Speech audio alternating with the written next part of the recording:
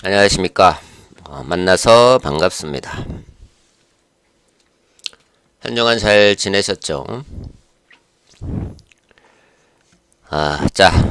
이번 시간에는 여러분들과 침례에 대해서 자세히 바르게 성경을 통해서 알아보도록 하겠습니다. 성경 66권은 하나님의 무한 말씀으로 하나님의 영감으로 되어진 것으로 하나님께서 각 기자들의 40여 명에 달하는 각 기자들을 통하여 하나님의 영감으로 하나님의 호흡으로 성경의 말씀을 기록해 놓으셨습니다. 그래서 우리는 성경의 최종 권위를 두어야 하고 성경 말씀에 순종하며 살아가는 삶을 살아야 하겠습니다. 자, 이번 시간에 여러분들과 침례에 대해서 알아보겠습니다. 침례. 자, 침례란 뜻은 물속에 잠긴다는 뜻입니다. 어디에 잠긴다. 침례는 물속에 잠긴다는 뜻입니다. 자, 요한복음 18장에 보면 빌라도의 법정에 끌려간 예수님께서 빌라도에게 이런 질문을 받게 됩니다. 빌라도가 예수님한테 이렇게 묻죠. 진리가 무엇이냐? 이렇게 묻습니다. 그러자 예수님께서는 아무 대답도 하지 않으셨습니다. 그러나 빌라도는 진리가 무엇이냐 예수님께 묻고 난 후에 그 답변을 듣지 않고 냉소적으로 생각해서 물어보고 밖으로 나가게 됩니다. 이처럼 요즘에도 많은 사람들이 진리에 대해서 관심이 없거나 냉소적으로 생각하는 경우가 허다하게 많음을 우리가 통감하게 됩니다.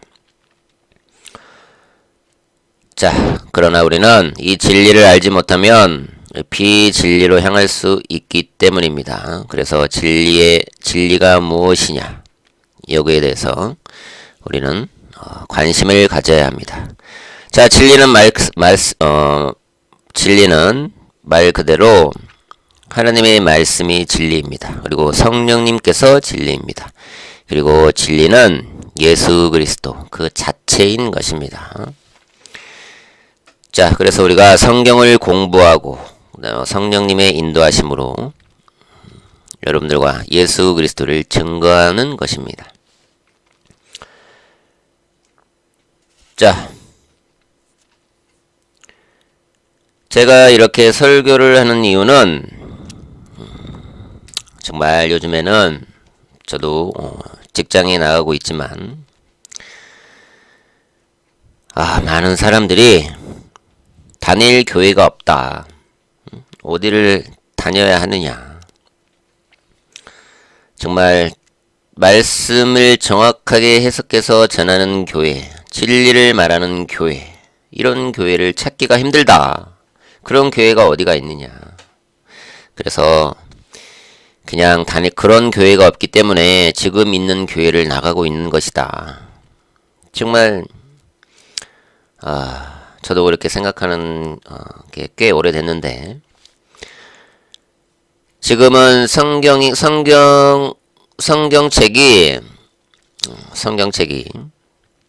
정말 많이 보급이 되었기 때문에 관심만 있으면 성경을 많이 읽게 되고 그래서 성령의 조명을 받을 수 있기 때문에 사람들은 어느 정도 성경을 공부하게 되면은 그 진리에 대해서 깨우치게 됩니다. 그리고 알게 되는 경우가 많습니다. 그래서 지금 교회에 나가는 목회자들이 저 말씀이 정말 맞는 말인지 귀에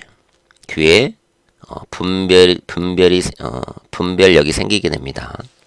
그래서 지금 다니는 교회가 그 말씀이 성경 말씀과 대치될 때 그리고 산으로 갈 때 그 사람은 그 교회에 대해서 실망하게 되고 떠나야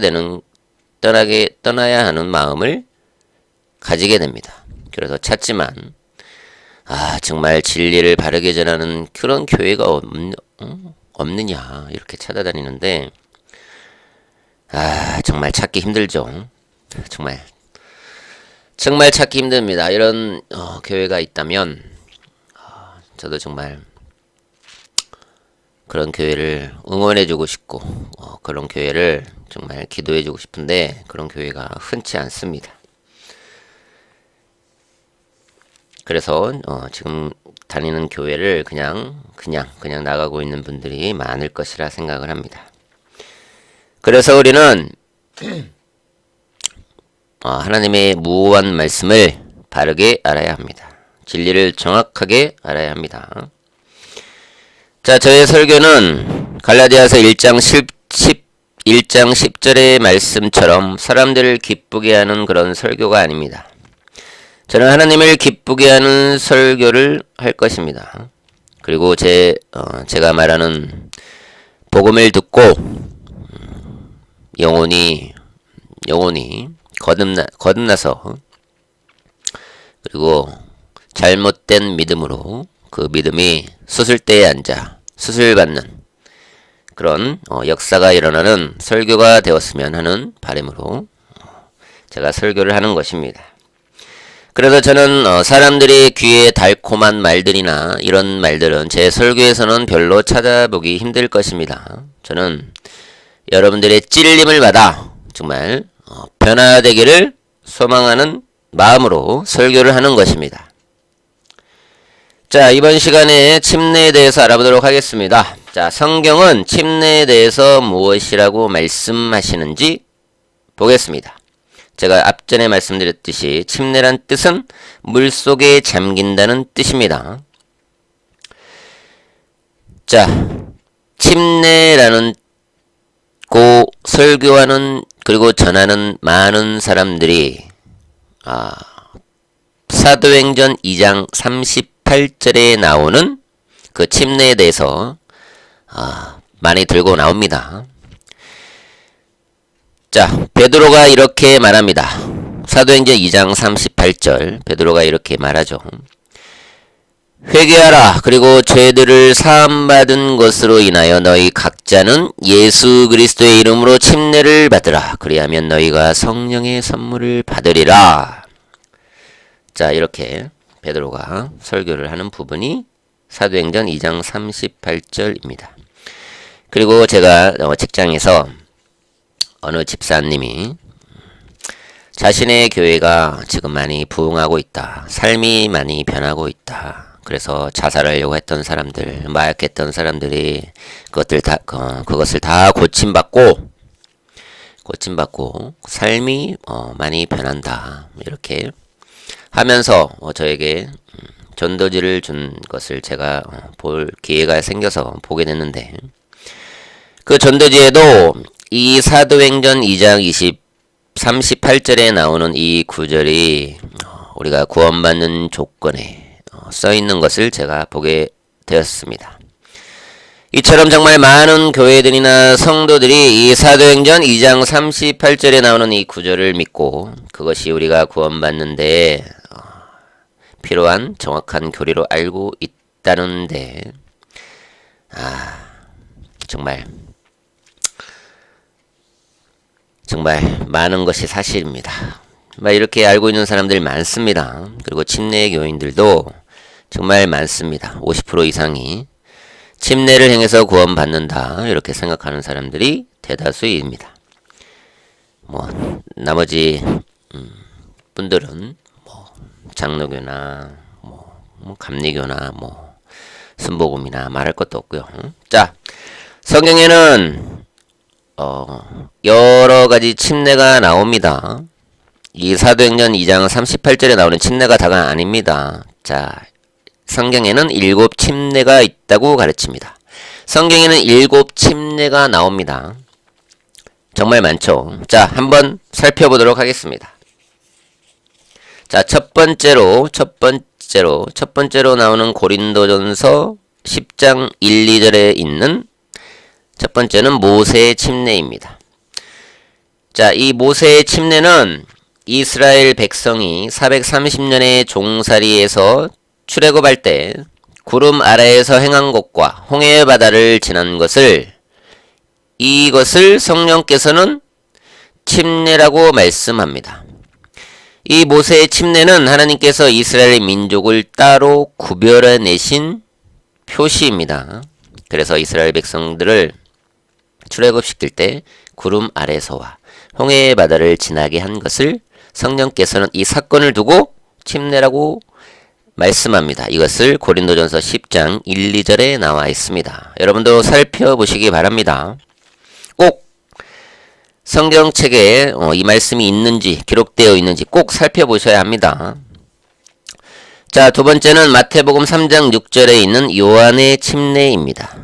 마태복음 3장 6절에 있습니다. 이 요한의 침례는 예수님의 길을 예비하는 사역을 행하는 것인데 유대인들이 자기들의 죄를 씻고 자백하기 위하여 요단강에서 요한에게 침례를 받죠. 그 행위를 말합니다. 자, 구약에서 유대인들은 부정한 것을 자신이 만지면 손을 씻어 정결케 했습니다.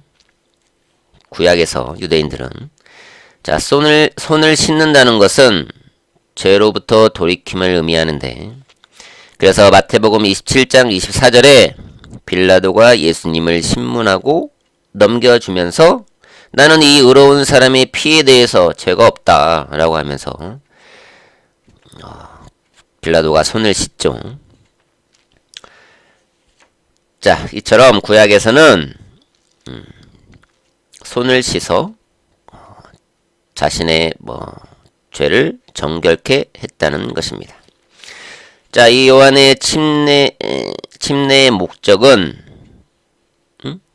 요한이 마태복음 3장 6절에 등장해서 사람들에게 이스라엘 백성에게 침례를 준 목적은 이스라엘에게 예수 그리스도를 알리는 것이 그 목적이 있는 것입니다. 그래서 요한이 예수님의 길을 예비한 것입니다. 예수님이 이렇게 오실 것이다. 그러나 예수님께서 오시면 나는 너희에게 물로 침례를 주지만 예수님께서는 너희에게 성령으로 침례를 줄 것이다. 이렇게 예수님의 오심을 알리는 그런 침례를 행했다는 것입니다. 자, 세 번째는 마태복음 20장 22절에 있는 십자가의 침례입니다. 자, 마태복음 20장 22절에 있습니다. 야고보와 요한의 어머니가, 세베대의 아들 야고보와 요한의 어머니가 등장해서 예수님께 이렇게 말하죠. 예수님, 우리 두 아들이 요즘에도 부모님들이 자식 사랑 대단하죠. 자식이라면 어떤 것도 다 주려고 하는데, 자, 야고보와 요한의 어머니가 예수님께 나와서 내 두 아들을, 야고보와 요한을 하느님 나라에서 오른쪽과 왼쪽에 앉게 해달라고 이렇게 간청을 합니다. 그러나 예수님께서 이렇게 말씀을 하시죠. 내가 받은 그 침례를 너희가 받을 수 있느냐? 이렇게라고 물으셨는데, 이 침례는 십자가에서 죽는 것을 말합니다. 다시 말해 이 침례는 예수님의 고난과 죽음을 말하는 것입니다. 그래서 나중에 예수님께서 야고보와 요한이 어떻게 죽을 것을 알고 계셔서 너희도 이 침례를 받을 수 있겠구나 이렇게 말씀하신다는 것입니다. 이 침례는 십자가에서 예수님께서 죽는 것을 말합니다. 자, 그리고 네 번째는 사도행전 10장 48절에 나옵니다.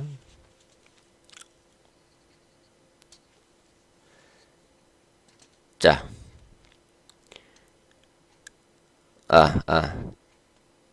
네 번째는 마태복음 28장 19절에 있는 이방인들의 침례입니다. 자, 죄송합니다. 자, 마태복음 28장 19절에 있는 이방인들의 침례입니다.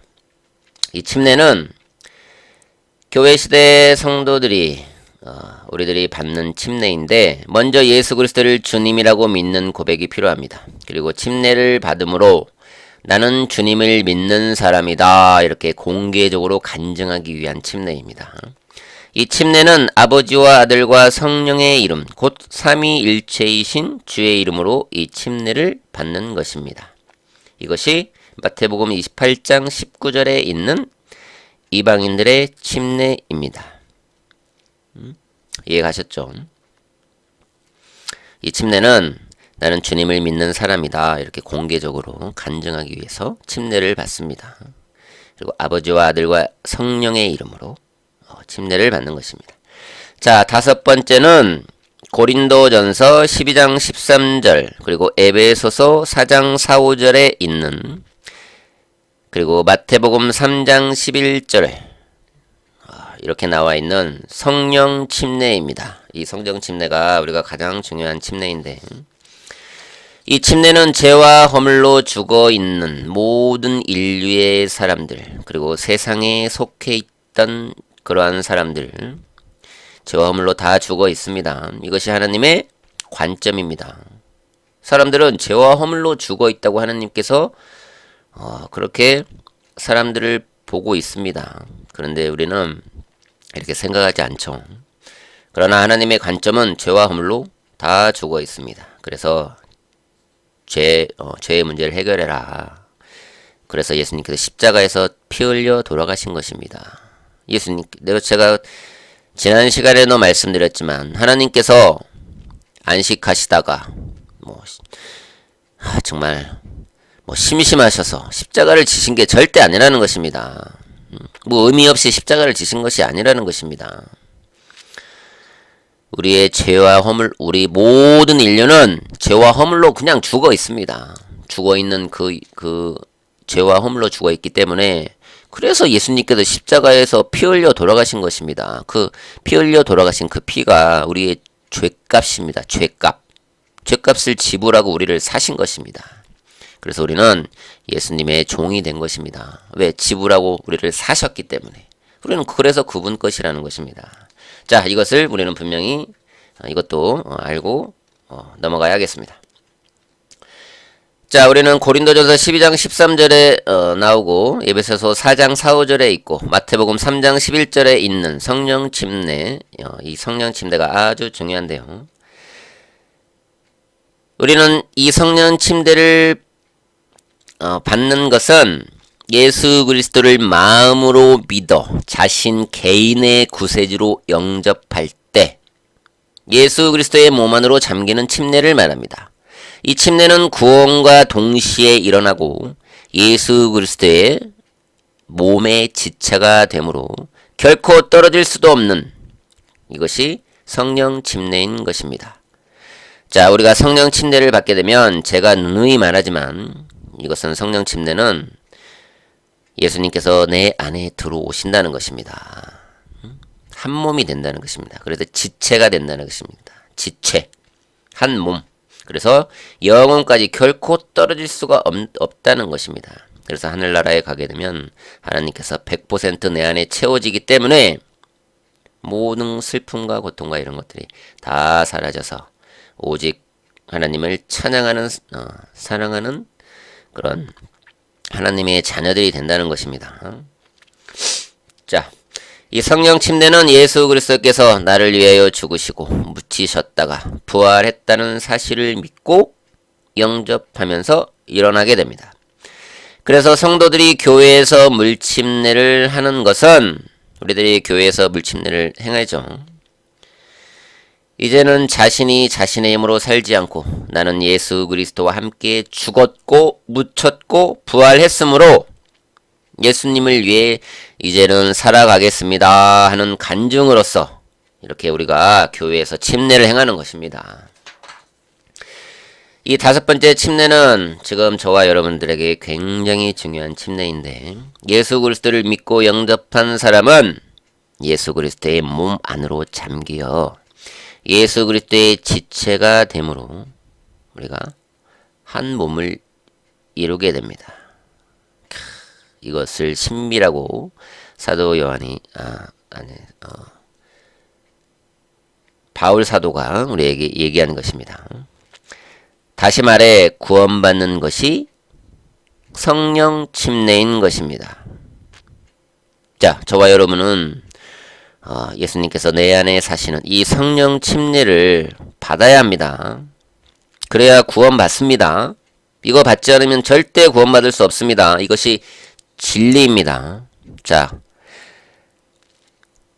빌라도처럼 진리에 냉소적으로 접근하지 마시기 바랍니다. 진리가 무엇이냐 하고 그냥 관심도 없고 그렇게 물어본들 진리를 알겠습니까? 자, 진리에 우리는 집중해야 합니다. 진리를 알아야 합니다. 자, 우리는 성령으로 침례를 받아야 합니다. 그래서 예수님께서 침례는 제가 침수라고 말했습니다. 그래서 내 안에 예수님께서 잠기듯이 들어오신다는 것입니다. 자, 그리고 여섯 번째로 나오는 침례는 마태복음 3장 12절에 있는 11절과 12절에 있습니다. 불침례입니다. 자, 많은 사람들이 불같은 모양으로 사도행전 2장 3절에 나오는 불같은 모양으로 성령님이 임하시는 것을 보고 불을 내려주소서 이런 노래도 있는데, 불을 내려와서 성령님이 불침례를 달라고 하는 것은 우리를 지옥에 가라고 하는 것과 같은 현상인데, 그것은 12절에 타작마당을 정결케 하시며 쭉쟁이는 꺼지지 않는 불로 태우시겠다라고 하는 것이 불침례인 것입니다. 불침례를 당하면 우리가 불못으로 던져지는, 그래서 이것이 불침례로 던져지는, 이것이 침례인 것입니다. 이것이 불침례인 것입니다. 그래서 함부로 우리가 누군가가 불을 내려주소서, 불로 태워주소서 이런 것은 우리를 그저 지옥으로 데려가 주소서, 불침례를 행하여 주소서 이렇게 말하는 것이나 매일반이라는 것입니다. 절대 이런 것에 아멘 하지 않으시기 바랍니다. 자, 일곱 번째는 마지막으로, 자, 수많은 사람들을 미혹한, 그리고 정말 잘못된 교리로 현혹하고 미혹하고 끌고 가고 있는 사도행전 2장 38절에 나와 있는 침례입니다. 자, 우리가 사도행전 2장을 자세히 처음부터 2장을 자세히 읽어보시면 여러분들도 아실 것입니다. 한번 읽어보시기 바랍니다. 제가 이렇게 성경을 설교하는데 여러분들은 반드시 성경을 읽어보셔야 합니다. 누가 말하는 설교나 이런 복음을 듣고만 있으면 절대 진리를 깨닫지 못합니다. 그 사람이 사꾼 목자면 어떻게 합니까? 그 사람이 거듭나지 않는 사람이 전하는 설교나 복음이, 그거를 내가 들었다고 그것을 진리인 양 믿고 있다가는 여러분들도 여섯 번째는 불침례를 당한다는 것입니다. 지옥으로 끌고 가는. 자, 여러분은 사도행전 2장에 나와 있는 베드로가 말한 그 침례를 1장부터 자세히 읽어보셔야 합니다. 자, 이 말씀은 이스라엘 민족인 유대인들의 침례입니다. 이 침례는 요한의 침례와도 연결이 되는데요. 요한의 침례와도 연결이 됩니다. 자신들의 메시아 왕을 받아들이기 위해서 자신들의 죄를 씻기 위한 정결레소로의 침례입니다. 유대인들은 자신들이 그토록 기다리던 메시아 왕이 오셨는데 예수님께서 오셨죠. 그러나 예수님의 오신 것을 거부하고 결국 종국에는 십자가에 매달려 죽게 하죠. 그리고 빌라도 앞에 섰을 때 예수님께서 그들이 뭐라고 합니까? 예수님의 피의 대가를 우리와 우리 자손에게 돌리라. 이렇게 아주 정말 무서운 말로 죄를 짓게 됩니다. 그래서 이스라엘 백성들이 2000년 동안 그런 모진 고난과 핍박과 박해 속에서 그렇게 뿔뿔이 흩어지게 된다는 것입니다. 이 얼마나 무서운 저주의 말입니까? 예수님의 죽음의 대가를 우리와 우리 자손에게 돌리라고 이렇게 말했다는 것입니다. 이스라엘 이때 백성들이. 그래서 그렇게 유리방황한 것입니다. 이스라엘 백성들이. 그런 예수님을 십자가에 매달게 한 그런 죄를 씻으라고 베드로가 이스라엘 백성들이 이스라엘 유대인들아 들어라 이렇게 설교를 한다는 것입니다. 그래서 너희가 예수 그리스도를 십자가에 못 박은 그 죄를 씻어라. 그리하면 성령을 선물로 받을 것이다. 이 말씀이 사도행전 2장 38절에 있는 정확한 성경의 진리의 말씀인 것입니다. 그래서 베드로는 또한 회개와 침례를 이렇게 요구한 것입니다. 자, 사도행전 2장 38절에 있는 이 침례로 말미암아 수많은 교회들과 수많은 성도들을 정말 지옥으로 많이 끌고 갔습니다. 그리고 앞으로도 많이 끌고 갈 것입니다. 정말 우리는 깨어나지 않으면 정말 여러분들이 깨어보니 지옥에 있다는 것을 알게 되는 이런 안타까운 현실들에 정말 부딪히게 될 것입니다. 자, 우리는 여기서 자세히 살펴보아야 합니다. 사도행전 2장에 있는 베드로와 열한 사도와 이건 1장에 나와있죠. 그리고 대략 120명쯤 되는 사람들이 오순절날 모여서 기도하던 중에 그들이 불의 혀처럼 갈라지는 성령이 임하죠. 그래서 방언을 말하게 되는데,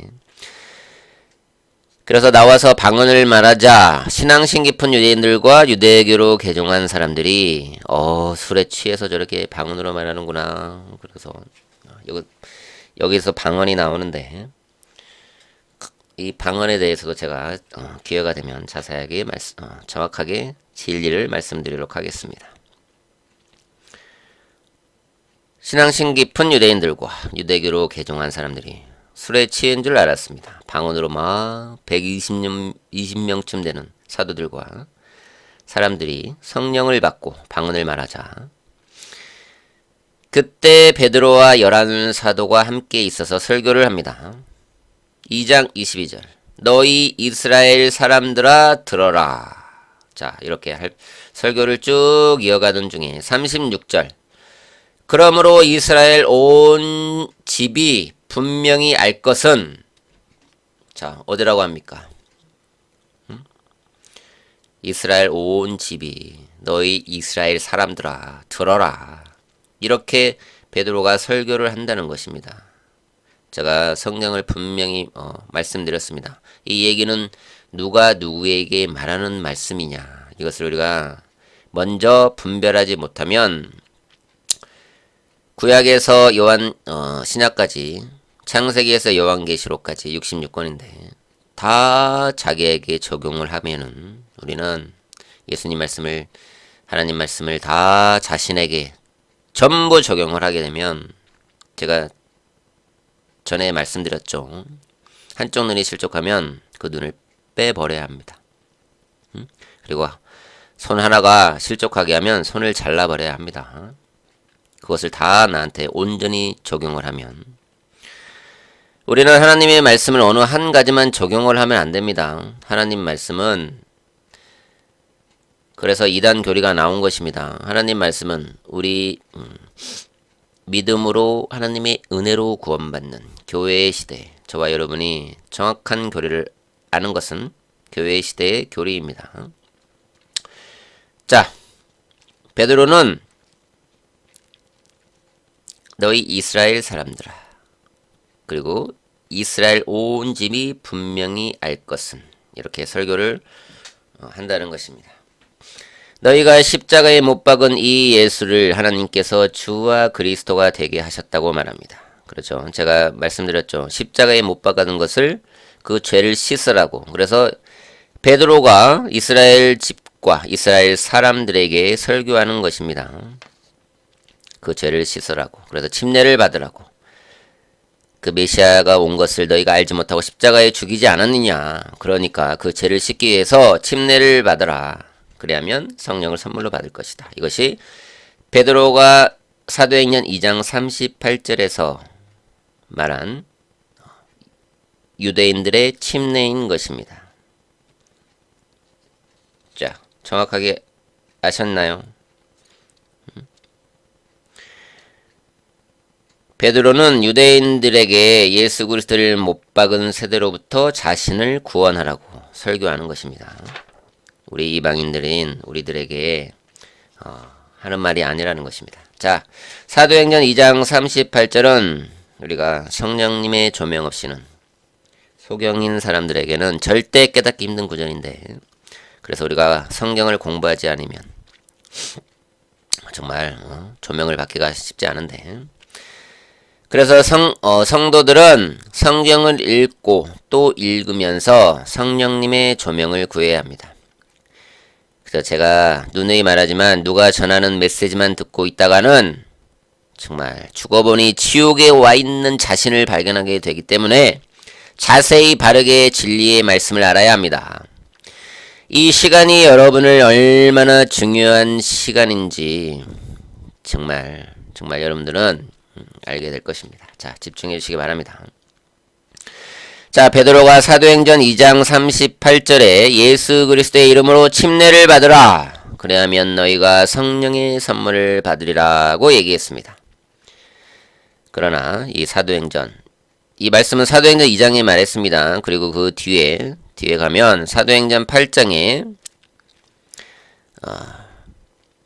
이런 말씀이 있습니다. 8장 12절 17절 말씀인데, 빌립이 하나님의 나라와 예수 그리스도의 이름에 관한 일들을 전파한 것을 믿었을 때, 많은 사람들이 빌립이 하나님의 나라와 예수 그리스도의 이름으로 예수 그리스도의 이름에 관한 일들을 전파한 것을 많은 사람들이 믿었습니다. 사도행전 8장에서도 그들의 남녀가 모두 침례를 받았습니다. 그래서 예루살렘에 있었던 사도들이 사마리아가 하나님의 말씀을 받은 것을 알고 베드로와 요한을 보냈는데, 베드로와 요한이 사마리아인들이 성령을 받도록 기도하고 그들에게 안수하니 사마리아인들이 성령을 받게 됩니다. 자, 빌립이 하나님의 나라와 예수 그리스도의 이름에 관한 복음을 전했을 때 사마리아인들이 침례를 받습니다. 침례를 받을 때 구원받은 게 아닙니다. 그냥 침례를 받았습니다. 빌립이 하나님의 말씀을 전하니까 사마리아인들이 침례를 받았습니다. 그런데 침례를 받고 있었는데 시간이 지나서 예루살렘에 있던 사도들이 사마리아인들로 하나님의 말씀을 믿는구나 이렇게 생각해서 베드로와 요한을 보냈습니다. 그 베드로와 요한이 사마리아에 가서 하나님한테 기도합니다. 성령을 받도록 기도합니다. 그리고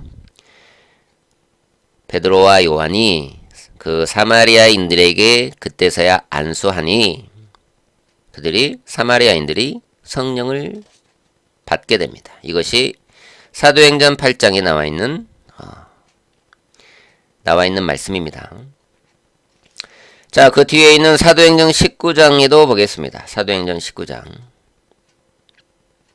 자, 이때도 침례를 받고 있었던 사람들이 나오는데 그들은 침례만 받고 있었습니다.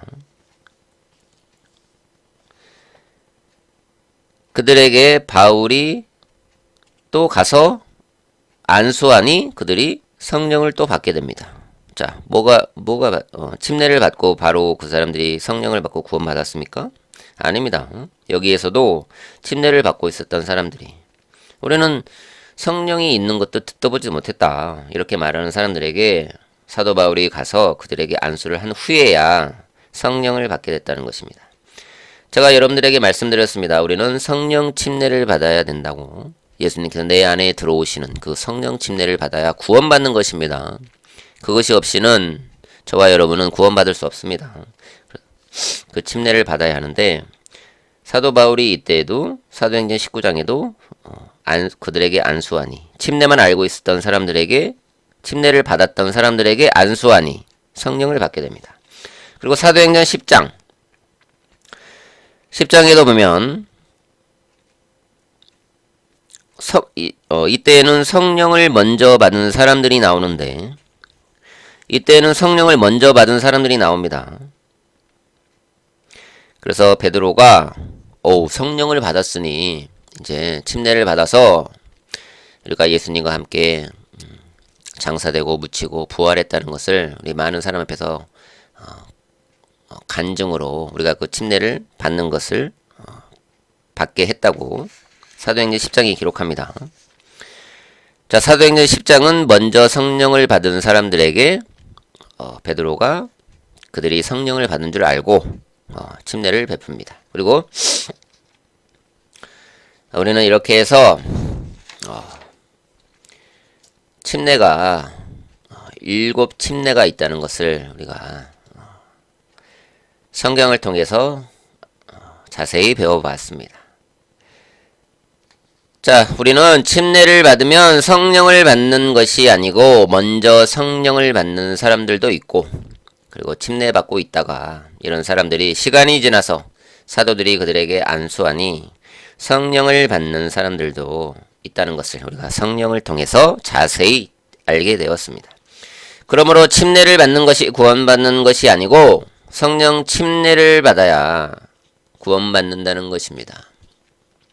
그래서 예수님께서 요한복음 3장에서 사람이 물과 성령으로 거듭나지 아니하면 하나님 나라를 볼 수 없고 들어갈 수도 없다라고 말씀하셨다는 것입니다. 그리고 수많은 사람들을 잘못된 교리로 혼탁하게 하고 미혹하여 거짓 믿음으로 끌고 가는 이러한 사꾼 목자들은 이런 사꾼 목자들은 사도행전 2장 38절에 나와 있는 이 침례를, 유대인들의 침례를 현 교회 시대의 성도들에게 적용을 하여 침례 받으면 구원받는 것이다 이렇게 속여왔고 앞으로도 많이 속일 것인데, 우리 깨어난 성도들은 분별을 하겠지만 아직 소경인 사람들은 또 속고 속아서 물침례 받으면 구원받는구나 이렇게 구원받는 줄 알고 산다는 것이 정말 안타까울 따름입니다. 자, 사도행전 2장 38절에 침례를 강조했던 이 베드로 사도가 베드로전서 3장 21절에 모든 침례의 정의를 정리해 줍니다. 자, 잘 들어주시기 바랍니다. 사도행전 2장 38절을 유대인들에게 침례를 행하라고 우리의 침례를 전파한 이 베드로 사도가 베드로전서 3장 21절에는 침례에 대해서 다 정리해 줍니다. 조용히 해라. 침례는 이런 것이다. 이렇게 딱 정리를 해줍니다. 자, 잘 들어주시기 바랍니다. 베드로전서 3장 21절. 자, 물은 곧 물침례는 예수 그리스도의 부활하심으로 인하여 이제 우리를 구원하는 모형이니 이것은 육체의 더러움을 제거하는 것이 아니라 하나님을 향한 선한 양심의 응답이라. 자, 들으셨죠?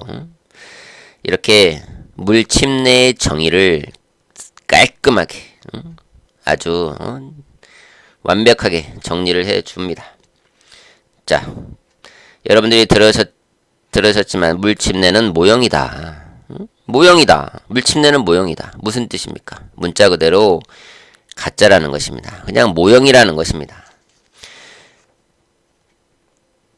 자, 제가 여기서 좀 예를 조금 들면, 자, 우리가 아파트를 사고 싶거나 어떤 아파트가 나왔다고 우리가 구경하러 가게 되는데, 먼저 아파트를 가게 되면 모델하우스라는 분양하우스라는 모델하우스에 들리게 되죠. 거기 가면 뭐가 지어져 있습니까? 우리가 이렇게 시행사에서 아파트를 질 것입니다 하고 그것에 가면은 아파트를 모형을 지어 놓죠. 그것을 보고 우리가 내가 앞으로 이렇게 내가 청약을 하면 분양을 받으면 여기서 살 것이다 이렇게 보게 되는 것처럼 똑같다는 것입니다. 그런데 그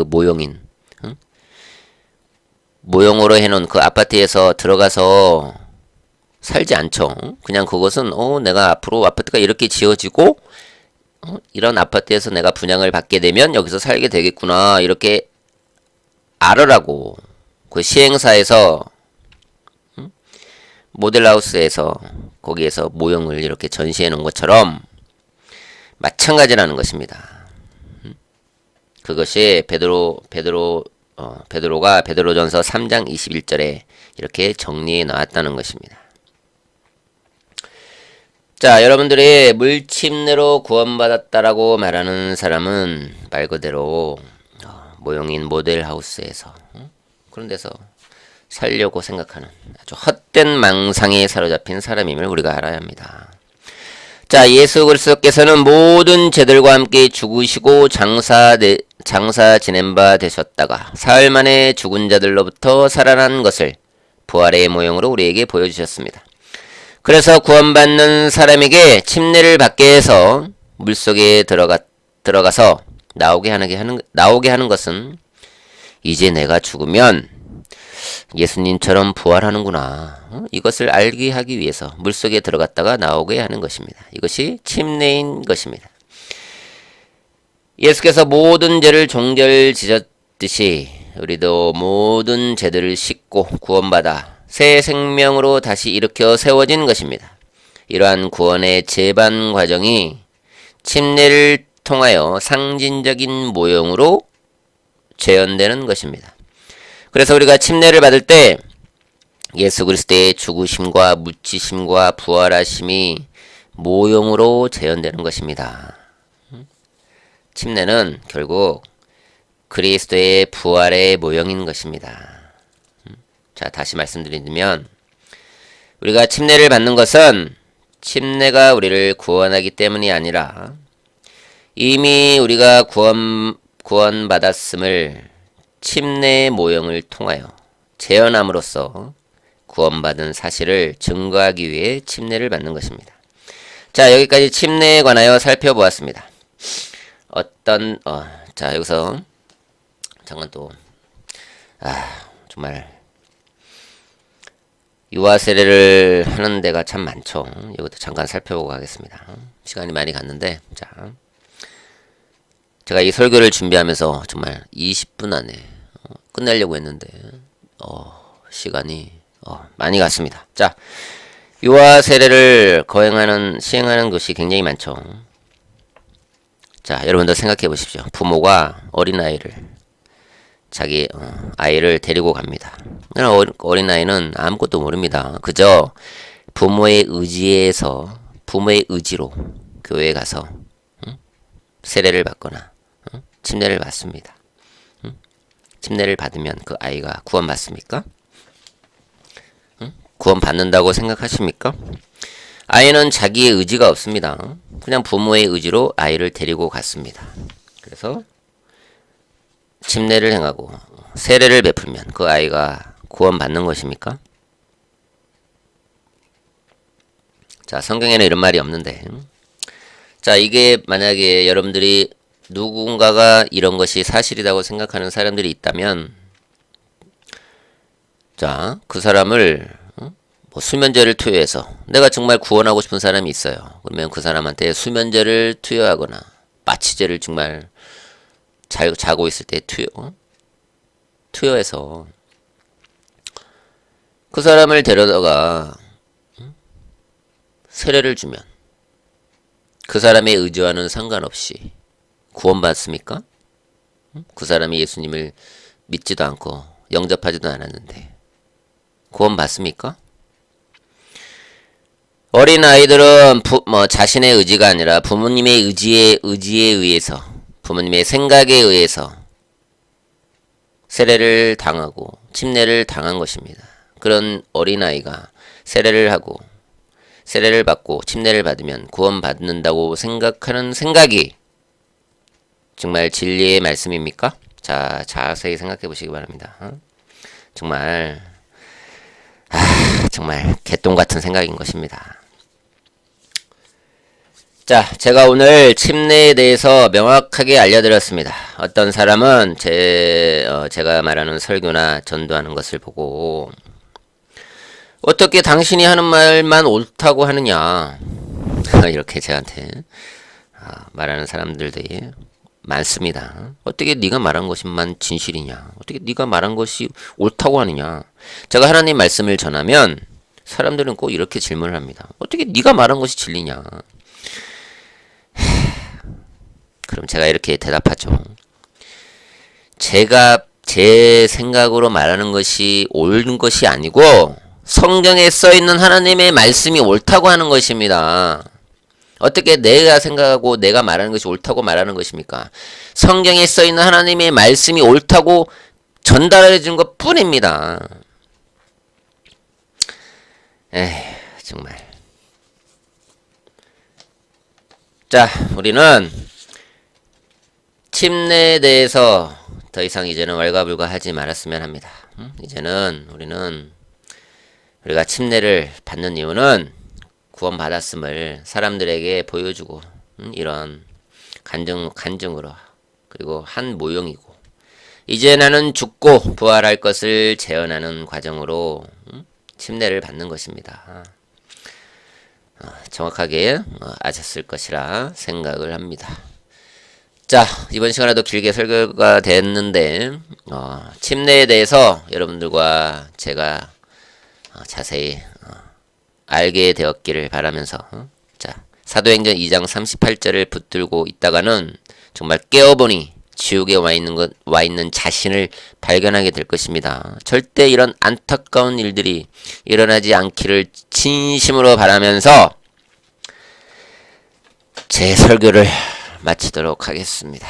정말 우리는 예수님을 정말 제대로 믿는 사람들을 성경에서는 형제라고 호칭을 하는데, 형제 여러분, 우리는 서로 사랑해야 합니다. 그리고 사랑합니다. 하나님의 진리 가운데로 우리가 나아가야 할 것입니다.